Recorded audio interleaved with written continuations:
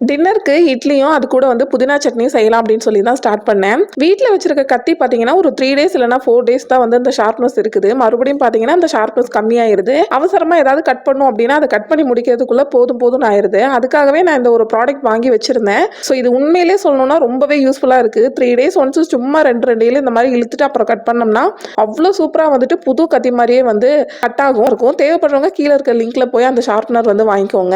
ஆதி வந்துட்டு இன்னைக்கு பணியாரம் கேட்டான். ஸோ டெய்லி வந்துட்டு பணியாரம் கொடுக்க முடியாது. ஏன்னா அதில் ஆயில் வந்து நம்ம நிறைய சேர்க்குறோம் இல்லையா? ஸோ அதனால வீக்லி ஒன்ஸ்னா கூட ஓகே அப்படின்ட்டு அவனுக்கு மட்டும் இட்லி வைக்கும்போதே ஒரு பிளேட் மினி இட்லி வச்சுட்டு அது வந்து மசாலா இட்லி மாதிரி பார்த்தீங்கன்னா லைட்டாக ஆயிலில் மசாலா சேர்த்துட்டு மிக்ஸ் பண்ணி கொடுத்தேன். அந்த டேஸ்ட் அவனுக்கு ரொம்பவே பிடிச்சிருந்தது. அவனும் வந்து விரும்பி சாப்பிட்டுக்கிட்டான். நான் முன்னாடியே சொன்ன மாதிரி பார்த்தீங்கன்னா 20 ரூபா வண்டி வர்றதுலேருந்து நான் வெளியே கடையில் வந்து காய்கறி வாங்குறதே ஸ்டாப் பண்ணிட்டேன். ஸோ பாக்கெட் 20 ரூபான்னு சொல்லிட்டு எனக்கு அவ்வளோ ப்ராஃபிட்டாக இருக்குது. அது மட்டும் இல்லாமல் காய்கறி பார்த்தீங்கன்னா அவ்வளோ ஃப்ரெஷ்ஷாகவும் இருக்குது. ஸோ உங்களோட வீட்டில் என்ன டின்னர்னு மறக்காமல் கமெண்ட்டில் சொல்லுங்கள்.